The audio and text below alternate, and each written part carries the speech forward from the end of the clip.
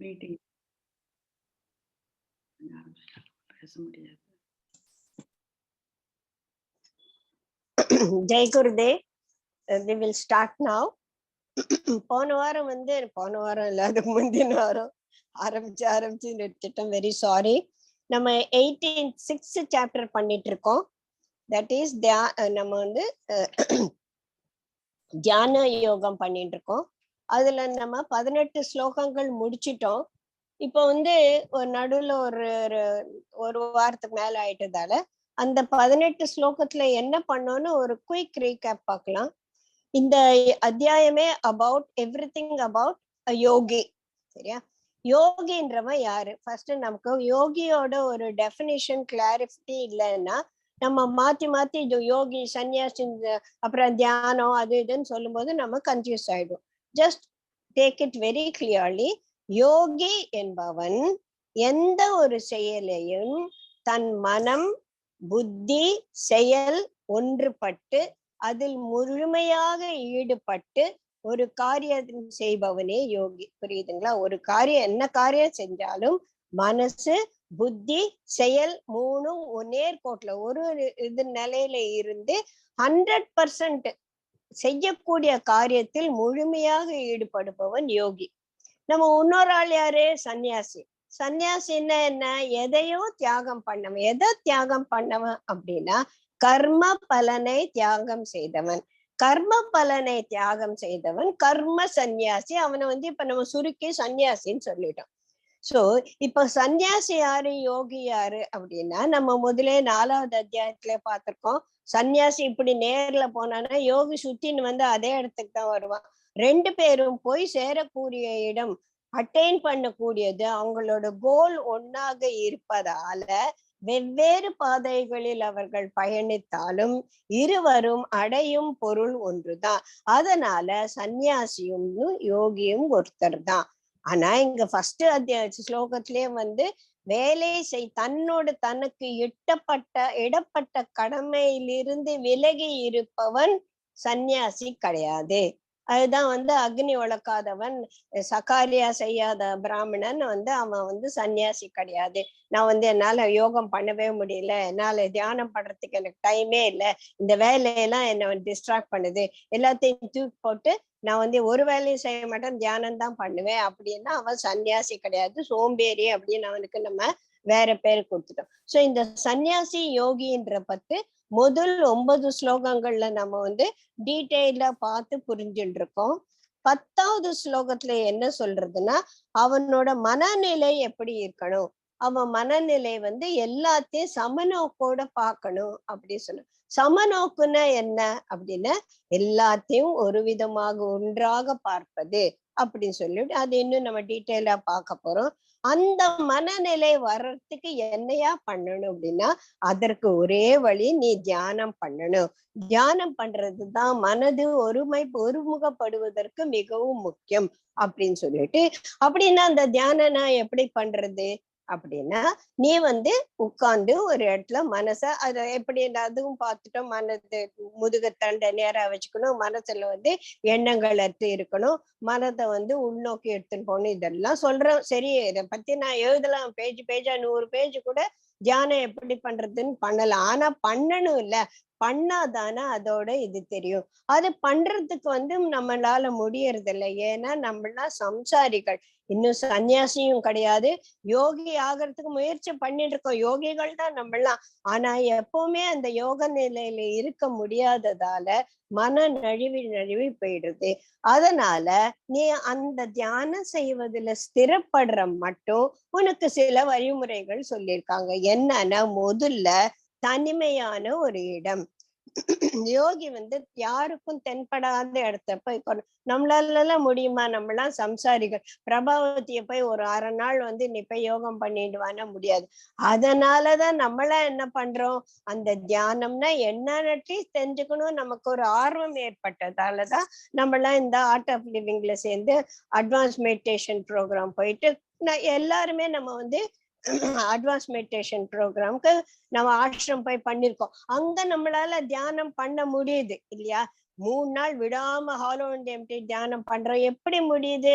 அங்க நான் வந்து சம்சாரி கிடையாது, நான் ஒரு வைஃப் கிடையாது, நான் ஒரு அம்மா கிடையாது. நான் என்னை புரிந்து கொண்டு என்னுள் நான் ஆழ்ந்து போவதற்காக தனி இடத்தை நோக்கி அங்க இருக்கிறவங்கள எல்லாம் எனக்கு யாருன்னு தெரியாது. சோ அதனால நமக்கு சைலன்ஸ் வேற வச்சிடுறாங்க இல்லையா?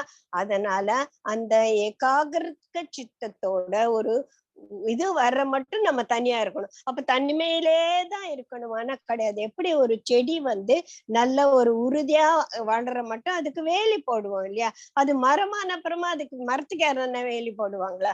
மாட்டாங்க. அந்த மாதிரி நம்மளோட மனது உறுதிப்படுற மட்டும் நம்ம வந்து தனிமையிலிருந்து பிராக்டிஸ் பண்ண வேண்டியது ரொம்ப முக்கியம் அப்படின்னு சொல்ல.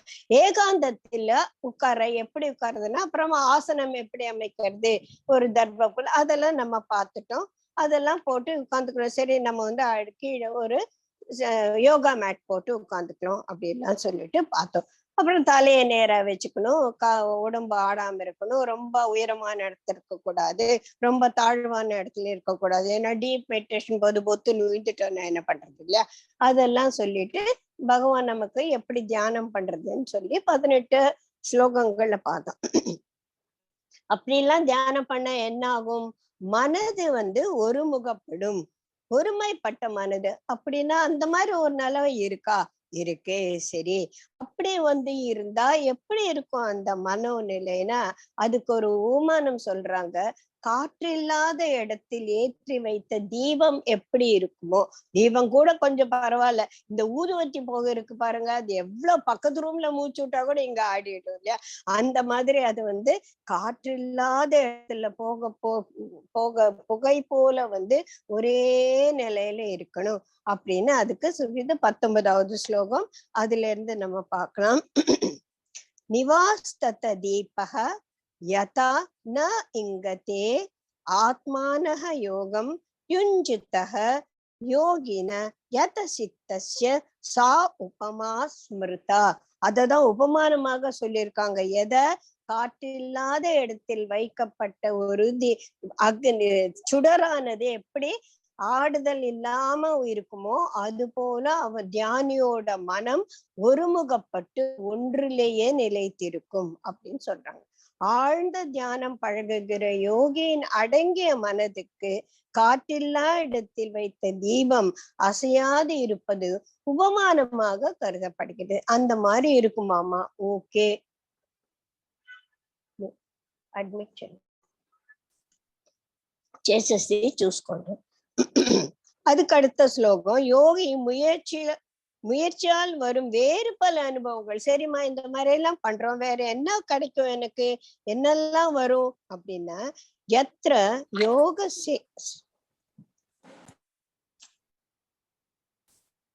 யத்ர யோக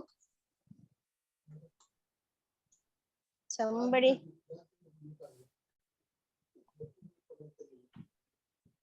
யாரும் மியூட் பண்ணலமா? Gandhimathi madam, Mrs Paulrajan sir madam, நீங்க மியூட் பண்ணிக்கோங்க, లేకపోతే మీరు మ్యూట్ చేసేయండి.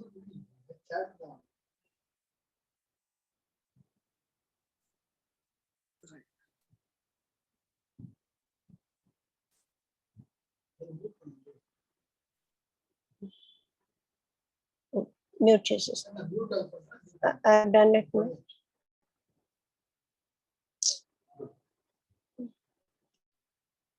ఎక్కడో పోచింది.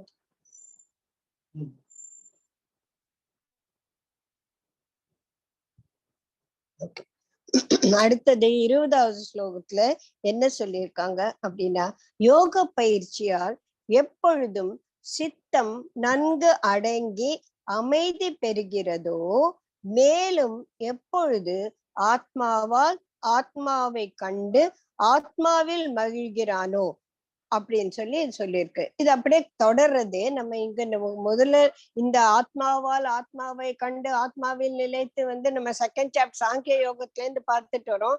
திருப்பி திருப்பி நம்ம வந்து அப்படின்னா என்ன அப்படின்னு புரிஞ்சுக்க பாக்குறோம். ஆனாலும் அது நமக்கு மனசு விட்டு நழுவி போறது. அப்ப இன்னொரு தடவை பாக்கலாம். யோக பயிற்சியால் இவன் இந்த மாதிரி தியானம் பண்ணணும் அப்படின்னு உட்கார்ந்துட்டான், இவன் பயிற்சி பண்ணிட்டு இருக்கான். அப்போ எப்பொழுதும் அவனோட மனசு அவன் கிட்ட அடங்கி இருக்கு. புலன்கள் பின்னால ஓடுறது இல்ல, சென்ஸ் ஆர்கன்ஸ் பின்னால ஓடுறது இல்ல. He is able to control his senses properly. அதனால மனதுல அமைதியா இருக்கு.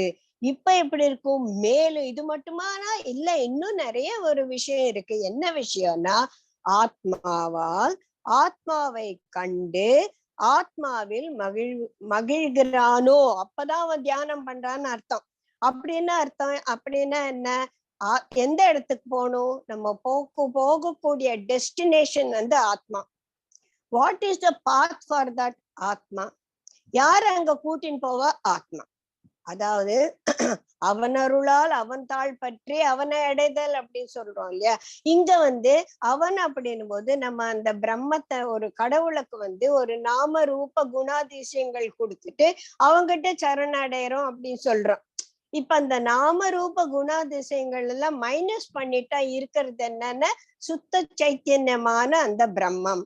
அப்ப அந்த பிரம்மத்தோட ஒரு ஆஸ்பெக்ட் தான் நமக்குள்ள இருக்கக்கூடிய ஆத்மா அப்படின்றது ஒரு நிலையில நம்ம புரிஞ்சுக்கும் பொழுது அந்த நாமரூபம் இல்லாத அந்த ஒரு சுத்த சைத்தன்யத்துல நான் போறதுக்கு எது உபயோகப்படுறது? என்னோட சுத்த சைத்தன்யம், என்னோட சைத்தன்யம் தான், என்னோட கான்சியஸ்னஸ் தான். நான் என் கான்சியஸ்னஸ்ல ஆழ்ந்து இருக்கிறதுக்கு உதவக்கூடியது எது? என்னோட கான்சியஸ்னஸ் தான். அது எங்க கூட்டின்னு போகும்? என்னோட கான்சியஸ்னஸ் கிட்ட கூட்டிட்டு போகும்.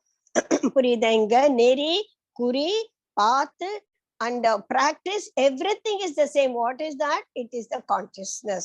அப்ப அந்த கான்சியஸ்னஸ் குள்ள நம்ம போறதுக்கு இந்த யோகியானவன் பயிற்சி செஞ்சிருக்கான். இந்த பயிற்சி செய்யறதுக்காக அவன் சித்தம் அவன் கையில அடங்கி இருக்கு, சித்தத்தை அடக்கி இருக்கான். இல்லைன்னா he will be going with the thought process எல்லாம் ஓடிட்டு இருக்கும். முதல்ல நம்ம பதஞ்சலி யோக சூத்திரத்துல ஃபர்ஸ்ட் சூத்திரம் சித்த விருத்தி நிரோதக. அதுதான் எடுத்த உடனே நம்ம சொல்றோம்ல, சித்தத்தில் விருத்திகள் இருக்கக்கூடாது. விருத்திகள்னா இம்ப்ரெஷன்ஸ், தாட்ஸ், தாட் ப்ராசஸ் அடங்கும் போதுதான் மனது சரி எனக்கு வேற வேலை இல்லை, நான் எங்க போறது, வா அப்படின்னா ஆத்மாக்குள்ள போக ஆரம்பிக்கும். அதுக்கு எது உபயோகப்படுத்துறது? எது உன்னை கூப்பிடுறது? புத்தி. அந்த புத்தி என்ன? புத்தி is another aspect of the consciousness. So நம்மளோட கான்சியஸ்னஸ் தான் புத்தியாகவும் மனதாகவும் சைத்தன்யமாகவும் இருக்கும் பொழுது அந்த சைத்தன்யத்துல போய் நம்ம நிலைக்கிறதுக்கு நம்மளோட புத்தியே தான் நமக்கு உபயோகமா இருக்கணும். வேற யாரு? வெளியில இருந்து யாரு வா உன்னை கூட்டின்னு போறேன் அப்படின்னு இருந்து நம்மள உள்ள போடுவாங்களா? there is no other outside aid for me to go within. நான் எனக்குள்ள போறதுக்கு வேற யாரு? நிறைய வழிமுறைகள் எல்லாம் இவ்வளவு பெரிய இது ஒரு ஷீட் கொடுக்கல, 1 2 3 4 படிச்சுட்டேன், எல்லாம் புரிஞ்சது. ஆனா எப்படி போறது? அது நான் போய் பார்த்தாதான் தெரியும். அதனால அதுக்கு என்ன, போறதுக்கு வழி கண்டுபிடிச்சிட்டோம். சொல்லிட்டாங்க பகவான், இது மாதிரி நேரா உட்காரு, மான் தோலை போட்டுக்கோ, இல்லைன்னா தர்ப கசு மேல உட்காரு, ரொம்ப எல்லாம் சொல்லிச்சு. நான் உட்கார்ந்துட்டேன். என்ன பண்ணணும்? சித்தத்தை அடக்கு, உன்னோட இந்திரியங்கள் உன் கட்டுப்பாடுகள் கொண்டு வா. சரி, கொண்டு வந்துட்டேன். அப்படி இருக்கும்போது பார்த்தா திடீர்னு நம்ம இல்லவே இல்லை இல்ல. we all experience this in our deep meditation state or after our kriya பண்ணும்போது அட்லீஸ்ட் ஒரு 5 seconds at least we would have all experienced this deep going with it. அட இவ்வளவு நேரம் எல்லாரும் டீச்சரை கேட்பாம, நான் தூங்கிட்டேன் எவ்வளவு, நீ இது தூங்கல, அந்த தூங்குற மாதிரி நீ நினைச்சுட்டு இருக்க, இது தூக்கம் இல்ல. ஆமா சங்கீதா, இது தூக்கம் இல்ல, இதுதான் நீ உனக்குள் ஆழ்ந்த ஒரு நிலை அப்படின்னு சொல்லுவாங்க. ஆஹா இவ்வளவு நல்லா இருக்கு. மறுநாள் ட்ரை பண்ற வரவேல், மறுநாள் என்ன ட்ரை பண்ணும்போது நேத்து மாதிரி வரணும், இதுவே ஒரு விருத்தி ஆயிடுச்சு. அதனால அது வரதே கிடையாது இல்லைங்களா? So it is so difficult for us to silence our mind. அதுக்கு தான் பிராக்டிஸ் பண்ணணும். அது அடுத்த கொஞ்சம் 2-3 ஸ்லோகம் கழிச்சு அர்ஜுனனே கேட்பான் பாருங்க, சரி இந்த மாதிரி யோகத்துல நீ முன்னேறிட்டியா அப்படின்னு சொல்லிட்டு உனக்கு எப்படி தெரியும் அப்படின்னா, சிம்லா நல்லா இருக்குய்யா, ரொம்ப சூப்பரான இடம் அப்படின்னா எப்படி இருக்கும்? சரி நான் ரொம்ப எக்ஸ்பிளைன் பண்றேன். அப்படியா? போட்டோஸ் எல்லாம் கூட காட்டலாம். ஆனா அங்க போய் அந்த குளிரும் அந்த காத்தும் அதை எக்ஸ்பீரியன்ஸ் பண்ணணும்னா நீ அங்க போனதா. ஏதோ ஒரு சினிமால ஜோதிகா சொல்லுவா இல்லையா, பெருசா எக்ஸ்பிளைன் பண்ணுவா, எப்படிமா நீ அங்க போயிருக்க, நாங்க போனதே இல்லை, அப்ப இவ்வளவு சொல்றேன்னு எங்க அம்மா சொல்லியிருக்காங்கன்னு. அந்த மாதிரி எல்லாரும் சொல்லலாம் எப்படி இருக்கும். குலோப் ஜாமுன் எப்படி இருக்கும்னா ஸ்வீட்டா இருக்கும். ஸ்வீட்டுன்னா என்ன? ஸ்வீட்னா சயின்டிபிக்கா நான் எக்ஸ்பிளைன் பண்றேன். உன்னோட நாக்குல சில இது இடங்கள் இருக்கு, அந்த இடங்கள் எல்லாம் ஆக்டிவேட் ஆகும் போது ஒரு உணர்ச்சி வரும், அதுதான் ஸ்வீட்னா அந்த குழந்தைக்கு ஒண்ணுமே புரியாது. ஒரு லட்டு எடுத்து ஒரு குலோப் ஜாமுன் எடுத்து வாயில போட்டா முடிஞ்சது. No need to any explanation. So இந்த ஆத்மாவை கண்டு ஆத்மாவில் லயித்திருக்கும் போது எப்படி இருக்கும், நீ போய் பார்த்தாதான் உனக்கு தெரியும். அதுதான் அடுத்த ஸ்லோகத்துல சொல்றாங்க. என்னன்னா இந்திரியங்களுக்கு எட்டாதது. இது இப்படிதான் இருக்கும். நீ அன்னைக்கு பாத்தியா அந்த மாதிரி இருக்குமான்னு நீ பார்த்ததுக்கு கம்பேர் பண்ண முடியாது, கேட்டதுக்கு கம்பேர் பண்ண முடியாது. இந்திரியங்களாக்கு அப்பாற்பட்டது. எப்படி அது தெரியுது? உன்னோட புத்தினால மட்டும்தான் நீ தெரிஞ்சுக்கணும். அது எப்பேற்பட்டது? முடிவில்லாதது. முடிவில்லாதது அப்ப ஏன் தியானம் கலைஞ்சிடுச்சு?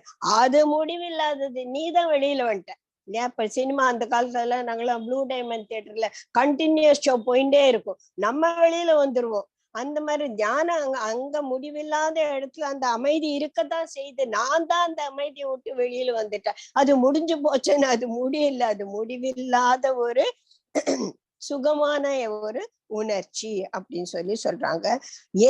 அதுல போய் பார்த்துட்டேன்னு ஐயோ அந்த சுகம் வந்த அப்புறமா nothing else is so interesting to me, so much of happiness to me.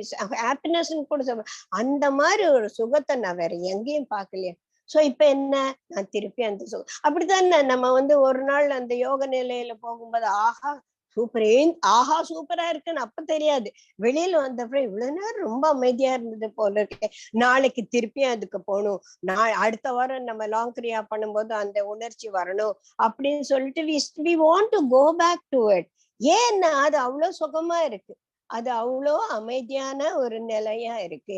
அதுக்கு போகணும்னா நீதான் முயற்சி பண்ணும். ஆத்மாவை அடக்கி இந்திரியங்கள் மனக்கட்டுப்பாடு எல்லாம் கொண்டு வந்து இதெல்லாம் ப்ராசஸ் பண்ணும் போதுதான் நமக்கு அது அதுவும் இன்னும் அதுக்கப்புறமா என்ன சொல்றாங்க, அது மட்டும் ஒண்ணு கிடைச்சிச்சுன்னா வேற எதுவும் அது மாதிரி இருக்காது அப்படின்னு சொல்ற. லபத்வா ததஹ அதிகம் அபரம் லாபம். அந்த லாபம் அபரமா அபாரமிதமான லாபம்.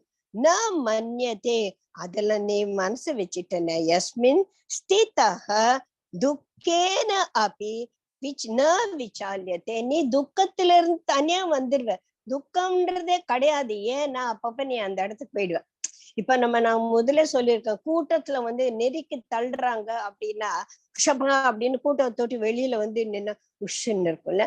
அந்த மாதிரி இந்த எண்ணங்கள் நமக்கு துன்பத்தை கொடுக்கும் போது I have learned the technique of taking my mind from all these things so that I can immediately settle into myself.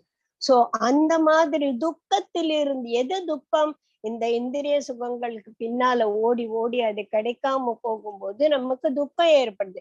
அந்த துக்கத்திலிருந்து நம்மளை பிரிக்கிறதுக்கு நம்ம என்ன பண்ணணும், அந்த எண்ணங்களிலிருந்து நம்ம வெளியில வரணும். எனக்கு அந்த எண்ணங்களிலிருந்து வெளியே வரக்கூடிய technique, nuances of how I can withdraw myself from everything else, I know, I have been taught, I have been practicing. Then I can easily go. Whenever I am feeling very depressed, I can go back. I can come out of it. It's so easy for me to come out of such depressing situations. Situationல இருந்து நான் ஓட முடியாது இல்லையா? மனதான் அதுல இருந்து நம்ம விடுதலை செய்துக்க முடியும். எதை அடைந்து அதிலும் மிக்கதொரு வேறு லாபத்தை நினைப்பது இல்லையோ, எதில் நிலைத்திருந்து பெருந்துக்கத்தாலும் அவசைப்படுவது இல்லையோ. இத கண்டினியூஸா படிக்கலாம், அப்பதான் நமக்கு ஒரு துக்கத்தின் சேர்க்கையிலிருந்து பிரித்து கொள்ளுதலே யோகம். இந்த யோக பயிற்சி நம்ம பண்ணிட்டோம்னா, என்ன யோக பயிற்சி? தியான பயிற்சி.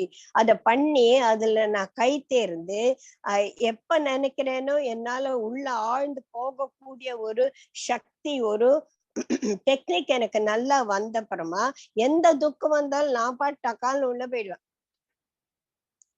உடல் இருக்கும், மனது இருக்கும், ஆனா ஆழ் மனதுல ஒரு அமைதி. எப்படி கடல் மேல வந்து அலைகளும் ஒரு காத்தல வரக்கூடிய வேவ்ஸும் இருக்குமே தவிர ஆழ்கடல்ல எந்த விதமான ஒரு டிஸ்டர்பன்ஸும் இருக்காது இல்லையா? அந்த மாதிரி இருக்கக்கூடிய ஆத்மாக்குள்ள போயிட்டு நான் வந்து நிம்மதியா இருக்கக்கூடிய ஒரு சக்தி, ஒரு இது எனக்கு நல்லா தெரிஞ்சிடும். ஏன் அங்க போவேன் அப்படின்னா, மனிதன் எப்பவுமே சுகம் விரும்பி, யாருக்கன்னா துக்கம் வேணும்னு கேட்பாமா? கேட்க மாட்டோம் இல்லையா? சோ சுகம் விரும்பி துக்கம் வரும்போது எனக்கு பிடிக்க மாட்டேங்கிறது. எனக்கு அதுல இருந்து எப்படிடா தப்பிக்கிறதுன்னு தெரியல. இவ்வளவு நாள் தெரியாம இருந்துச்சு, இப்ப எனக்கு தெரிஞ்சிடுச்சு. துக்கம் வந்தா நான் எனக்குள்ள ஆழ்ந்து போயிடணும். ஏன்னா அங்க சுகமா இருக்கு. எப்படி ஒரு கூட்டத்துல இருந்து நான் தனியா விடுதலையாகி போயிட்டேன்னா நான் நிம்மதியா இருப்பனோ, அந்த மாதிரி இந்த துக்கத்திலிருந்து என்னை பிரித்து கொள்ளக்கூடிய ஒரு டெக்னிக், எனக்கு ஒரு யுக்தி எனக்கு தெரிஞ்சிடுச்சு அப்படின்னு சொல்லி இங்க சொல்ல. சோ இந்த துக்கம்ன்றது என்ன அப்படின்னா, அதுவும் என்னோட யதார்த்த நிலை கிடையாது. By myself I am a happy being. I am made up of substance called love, and I am made up of a substance called happiness. I am only covering it with all negative thoughts, which is giving me all these problems. So if only I am able to remove all these things, நான் போட்டுன்னு இருக்க சட்டையை கழட்டுற மாதிரி இந்த ஒரு துன்பகரமான ஒரு எண்ணங்கள் என்னால அதுல இருந்து தூக்கி போட முடிஞ்சதுன்னா, மீதி இருக்கிறது அந்த யதார்த்தமான என்னுடைய original nature, which is happiness and சச்சிதானந்த ஸ்வரூபம் சொல்றோம் இல்லையா? நான் தான் சச்சிதானந்த ஸ்வரூபம். அதை நான் மறந்துட்டு கொப்பிய தூக்கி மண்டையில போட்டுக்கிறேன். அந்த ஒரு புரிதல் நமக்கு வரும்போது இதெல்லாம் நமக்கு வந்து ஈஸியா புரியும். புரியுதுங்களா?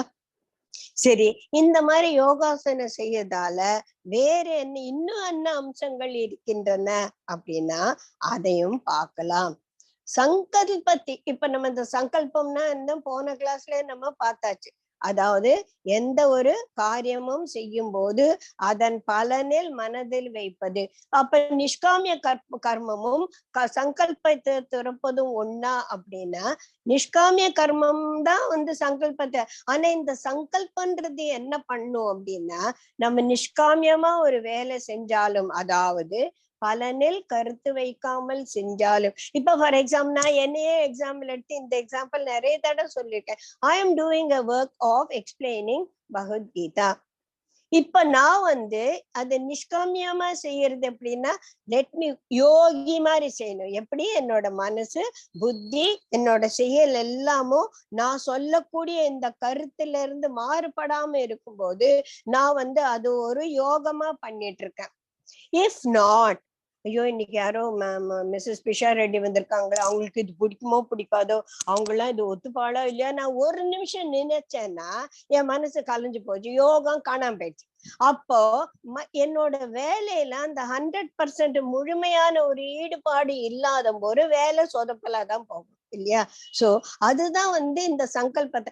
இந்த சங்கல்பம் என்ன சங்கல்பம் நான் சொல்றது எல்லாருக்கும் பிடிக்குமா? எல்லாரும் நல்லா இருக்குன்னு சொல்லுவாங்களா? If I keep my head on that, my thought on that, அதுதான் சங்கல்பத்தின் பின்னால ஓடுறது. ஒருவேளை நல்லா இல்லைன்னு சொல்லிட்டானா அது அப்படியே வந்து செயின் ஆஃப் தாட் போயிட்டே இருக்கும்போது என்னோட ஃபோக்கஸ் இந்த work I am doing is totally Detroit. அப்ப அந்த வேலை நாசமாதான் போகும் இல்லையா? சோ சங்கல்பத்தில் பிறந்த ஆசைகள் அனைத்தையும் மிச்சம் மீதி இன்றி துறந்து விட்டு, அது ஒண்ணும் பெரிய துறவு, ஐயோ எல்லாத்தையும் விட்டுணுமா, அது பெரிய விஷயமே கிடையாது. நம்ம இந்த வேலையை எப்படி முடிய போறதுன்றது பகவான் கிட்ட விடுறது, அதுதான் சரணாகதி. நீ பாத்துக்கோ, நீ என்ன உங்க 2 பேர் தான் என்ன இந்த வேலை பண்ண சொல்லியிருக்காங்க, நான் இந்த வேலை பண்ணிட்டு இருக்கேன்.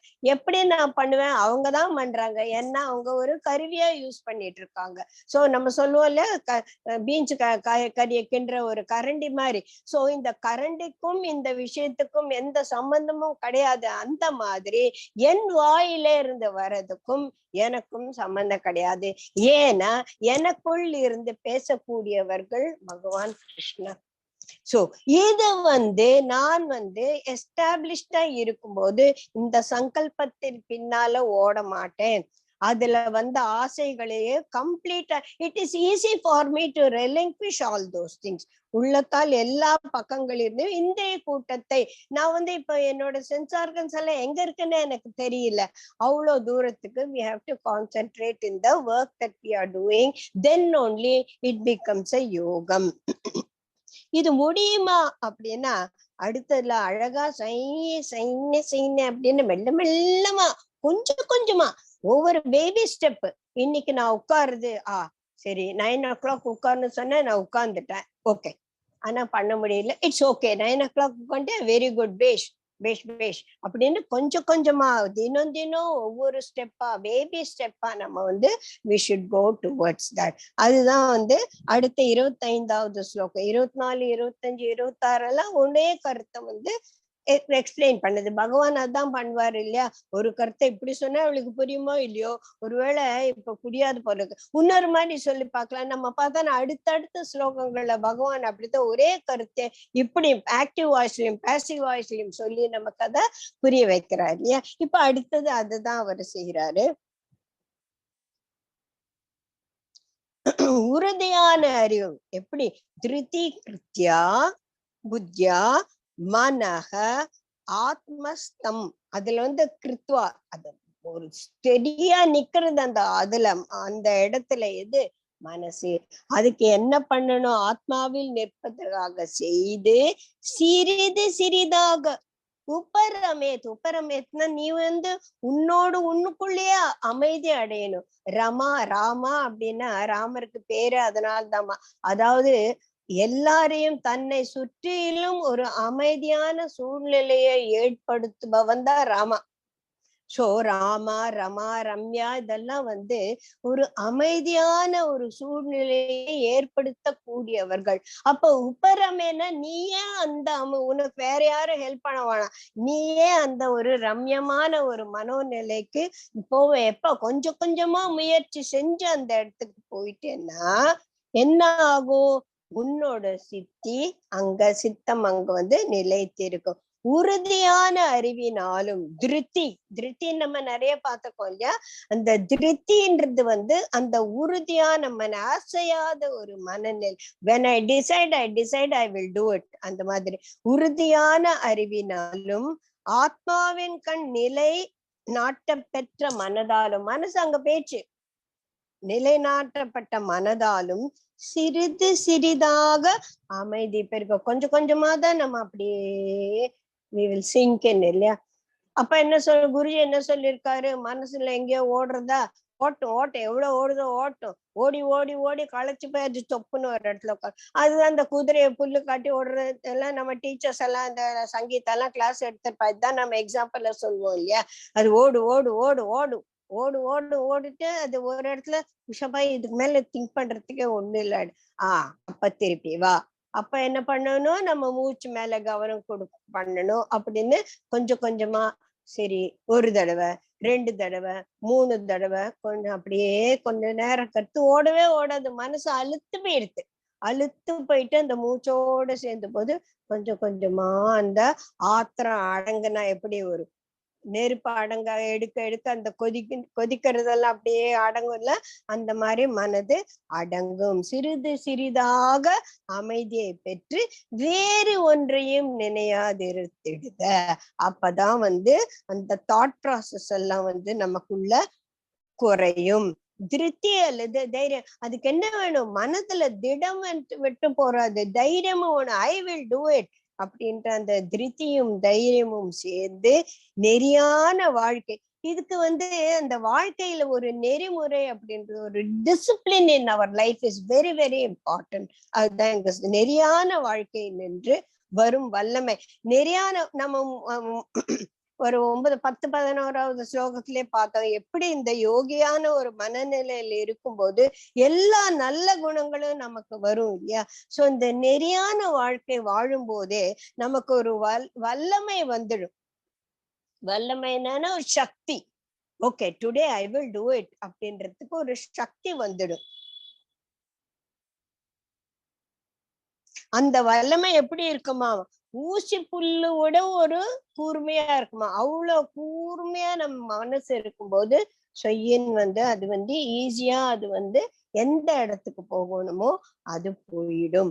அப்பதான் இந்த ஆசையை, இந்த புலன்களில் பின்னாலும் ஓடும் இந்த மனதை அடக்கக்கூடிய சக்தி நமக்கு வரும் அப்படின்னு சொல்றாங்க. அடுத்தது 26வது ஸ்லோகம். இப்போ எதனால எங்கெங்க அப்ப பார்க்கும்போது ஏன் இப்படி ஓடுது, ஏன் இவ்வளவு எண்ணம் வருது அப்படின்னு யோசிக்கும் போது எந்த எண்ணம், oh I am thinking about my daughter. இப்ப எதுக்கு அவளை பத்தி யோசிக்கணும், அப்புறமா யோசிச்சுக்கலாம் வா. ஒரு தாட்டை பிடிச்சி இழுத்தாச்சு. இன்னொன்னு சரி இன்னைக்கு ராத்திரி என்ன சமைக்கணும், இப்ப எதுக்கு அதை பத்தி யோசிக்கிற, வா அது அப்புறமா யோசிச்சுக்கலாம் அப்படின்னு மனது எதெல்லாம் பார்த்து ஓடுதோ அதுல இருந்தெல்லாம் நம்ம 6th chapter 26th ஸ்லோகம். எது பின்னாலெல்லாம் மனது போட அங்கேந்து அத எடுக்கணும் அப்படின்னு சொல்றாங்க.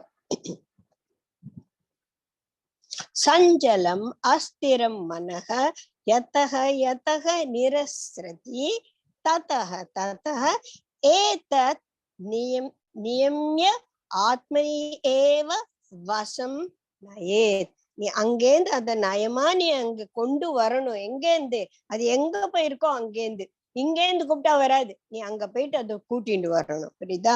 அலைவதும் நிலையற்றதுமாகிய மனது எக்காரணத்தால் எதனெதன் கண் திரிகிறதோ அதனதன் இடத்திலிருந்து மீட்டு விட்டு ஆத்மாவின் வசத்துக்கு கொண்டு வருக. இதுவும் ஒரு டெக்னிக் நமக்கு சொல்லி கொடுக்குறாங்க.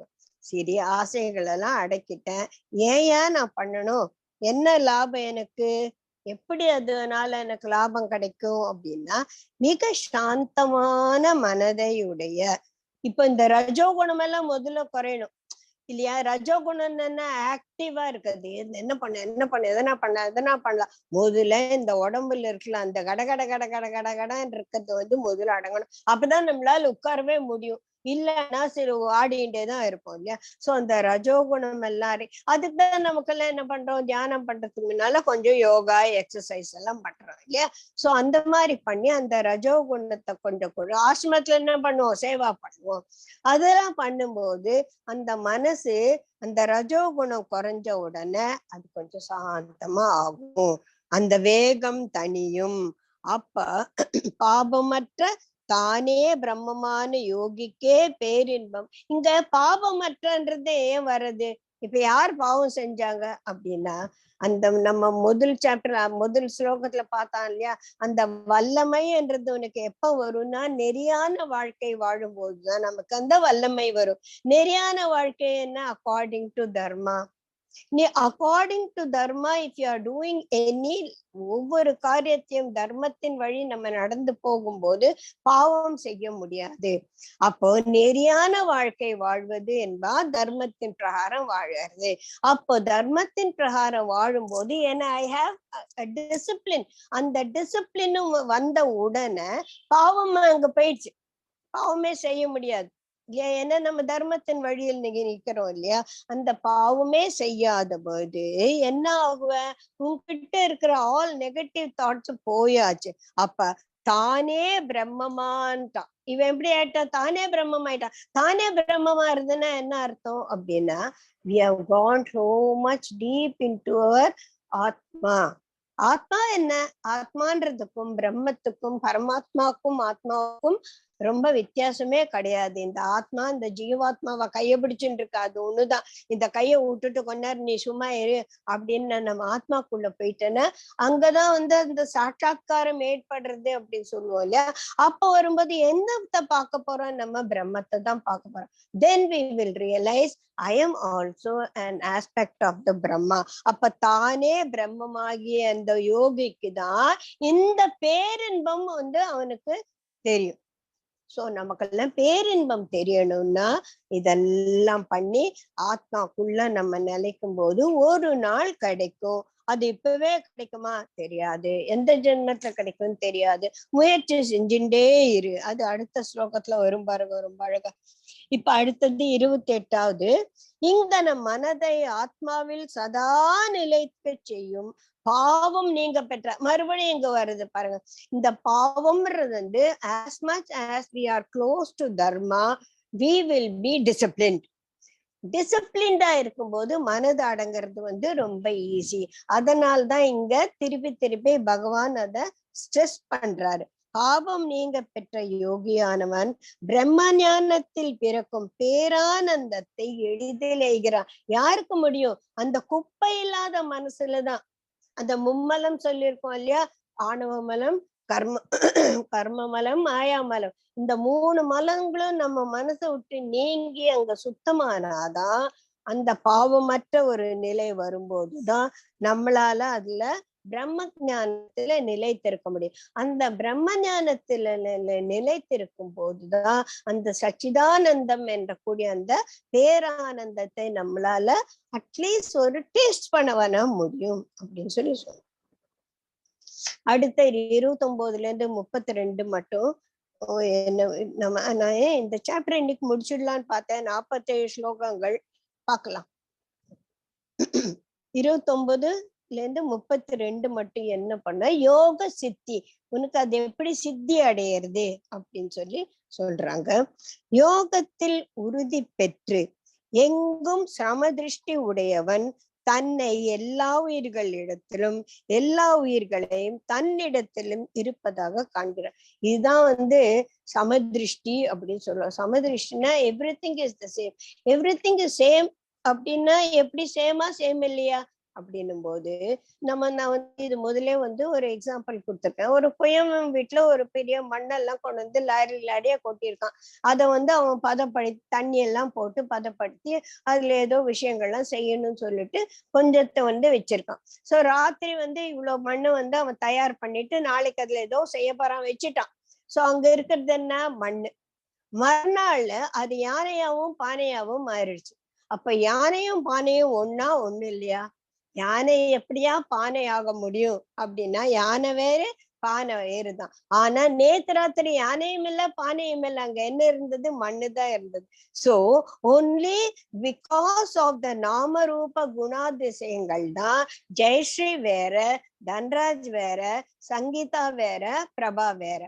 ஆனா the material with which my consciousness is made is the same for everybody. இதுதான் ஒன்னா இருக்கிறதும் சமமா இருக்கிறதும் சமம் இல்லாம இருக்கிறதும். யானையும் பானையும் ஒண்ணுதான். அதனால யானை பானை வேண்டாம், நான் யானையை வாங்கிக்கிறேன், அது எதனா பிரயோஜனம்? பானையோட பிரயோஜனம் யானைக்கு இருக்காது.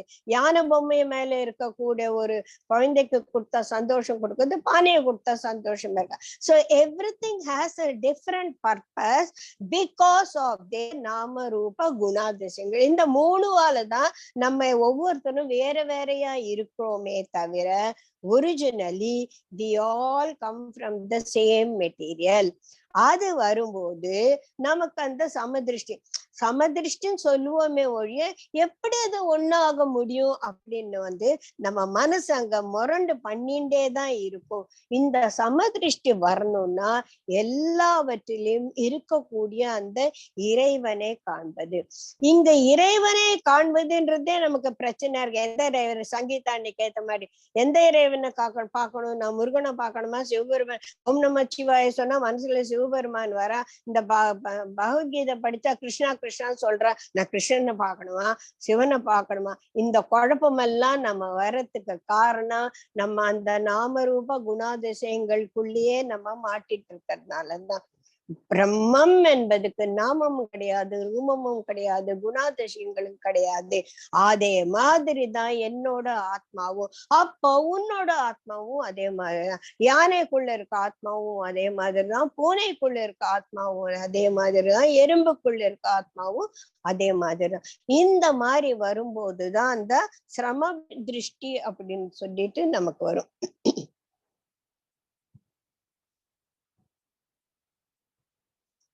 ஜீவர்கள் அனைவரும் ஒன்றுபட்டவர்கள் என்றால் இனி அவர்களுக்கும் பரமாத்மாவுக்கும் உள்ள தொடர்பையாது.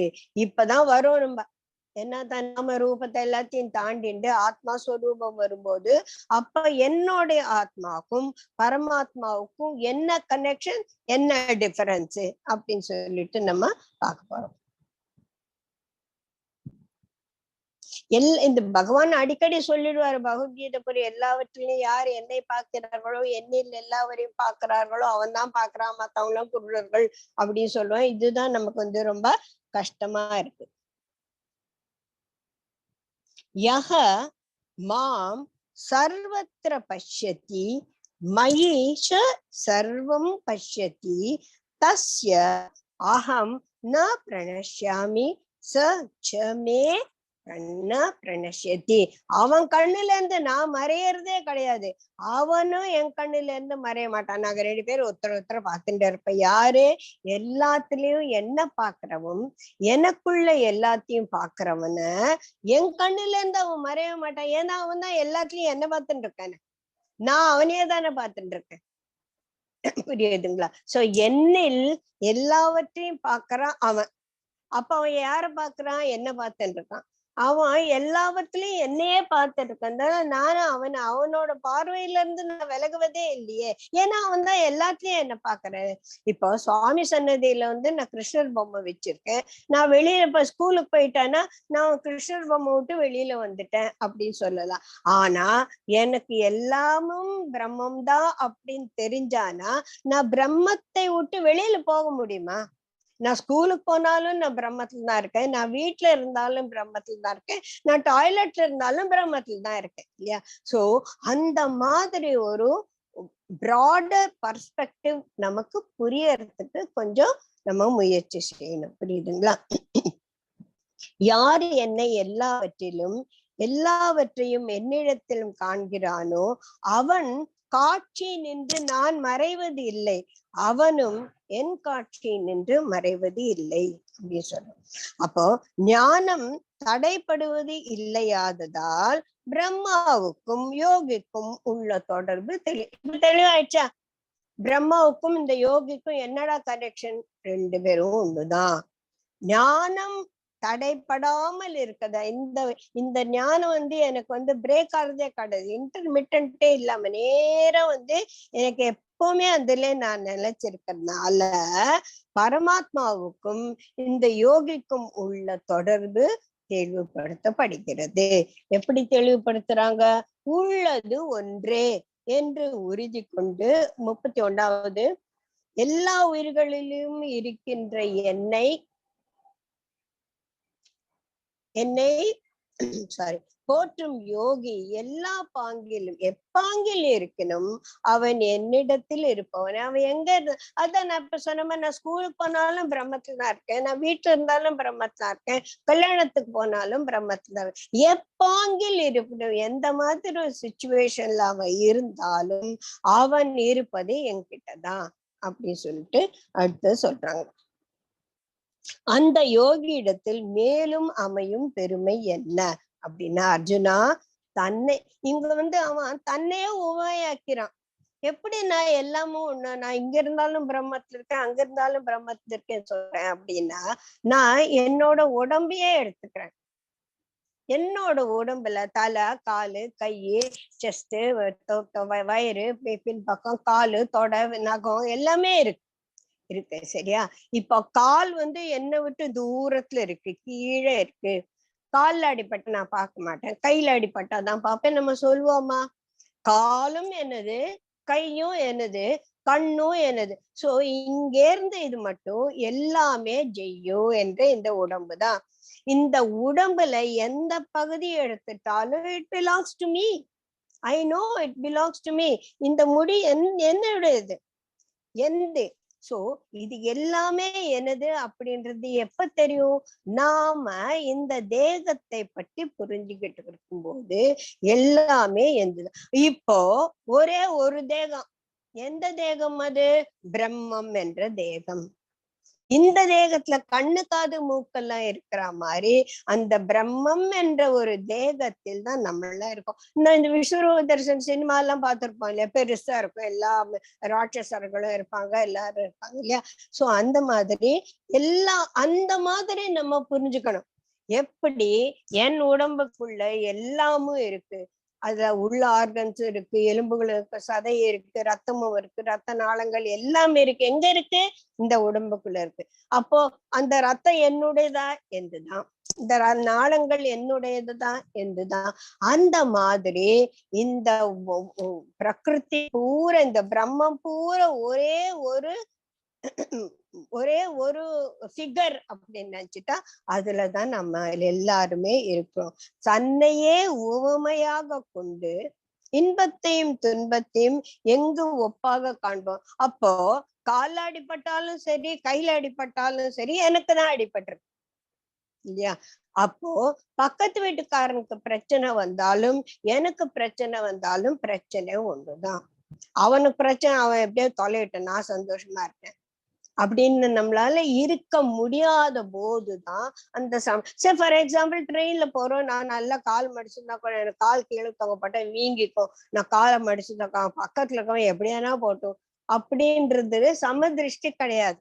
சோ அவனும் எப்படி கையும் காலும் எனக்கு அடிபட்டா நான் தான் பார்க்கணும், அந்த மாதிரி எல்லாரையும் பார்த்துக்க வேண்டியது என்னோட பொறுப்பு. இப்ப எப்படி நம்மளோட ஹார்ட் வந்து எல்லா ஒரு அவயவங்களுக்கும் ரத்தத்தை கொடுக்குதோ, அந்த மாதிரி ஒவ்வொரு மனிதனும் சமுதாயத்தின் ஒரு பகுதி, எல்லாருக்குமே ஒரு பகுதி, எல்லாருக்குமே வந்து அவனால உபயோகமா இருக்கணும், அவனுக்கு எல்லாமே உபயோகமா இருக்கணும் இல்லையா? அந்த மாதிரி பார்க்கும்போதுதான் அந்த சமநோக்கு அப்படின்னு சொல்றது ஒண்ணு வரும். அர்ஜுனா, தன்னையே உவமையாக கொண்டு இன்பத்தையும் துன்பத்தையும் எங்கும் ஒப்பாக காண்பவன் பரமயோகி என்ற இவன் தான் பரமயோகி. இன்பத்தையும் இந்த இன்பத்தையும் துன்பத்தையும் எப்படிதான் நான் ஒன்னா பாக்குறது அப்படின்றது வந்து இதை பத்தி நம்ம நிறைய பேசியிருக்கோம். நம்ம பேசுனதெல்லாம் கொஞ்சம் யோசிச்சு பாத்தீங்கன்னா நம்ம வந்து we need not sit and explain this for a long time.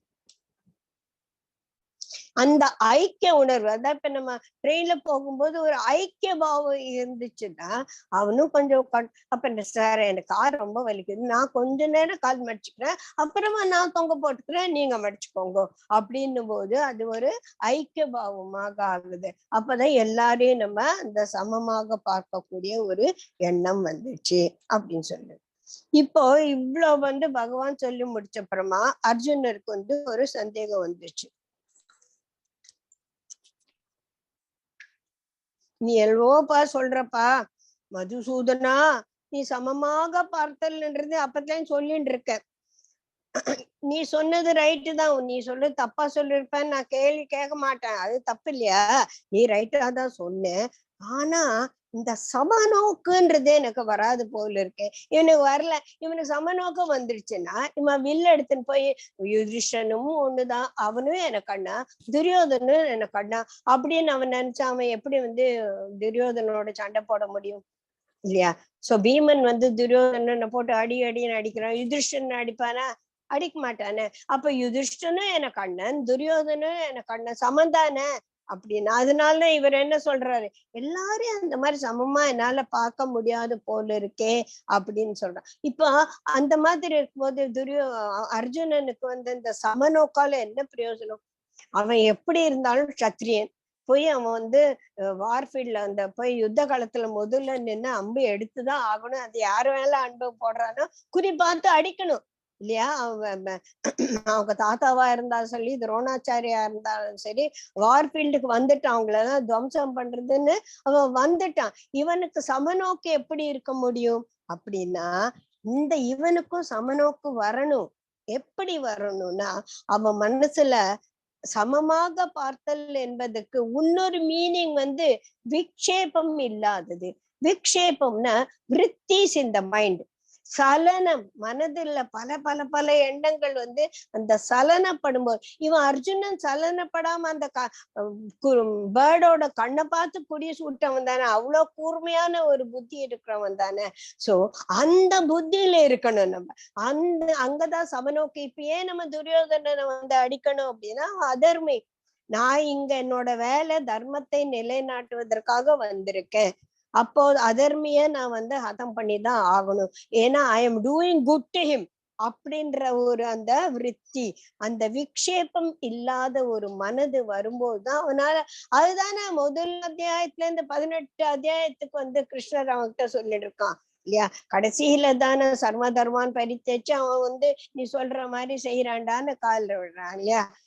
அவ்வளோ 18 அத்தியாயம் சொல்ல வேண்டியிருக்கு இந்த மனதுல இருக்கக்கூடிய அந்த விருத்திகள் அழியறதுக்காக, அந்த விக்ஷேபம் இல்லாத ஒரு மனது வர்றதுக்காக. அப்பதான் அவன் யோகி, இல்லைன்னா அவன் எப்படி யோகியா இருக்க முடியும் இல்லையா? சோ விதவிதமான எண்ணங்களுக்கு தான் விக்ஷேபம் அப்படின்னு சொல்றோம் என்று சொல்லப்படுகிறது. அலையில்லாத கடல் போன்ற தேங்கிய மனநிலையில்தான் விக்ஷேபங்கள் அற்ற ஒரு மனநிலை.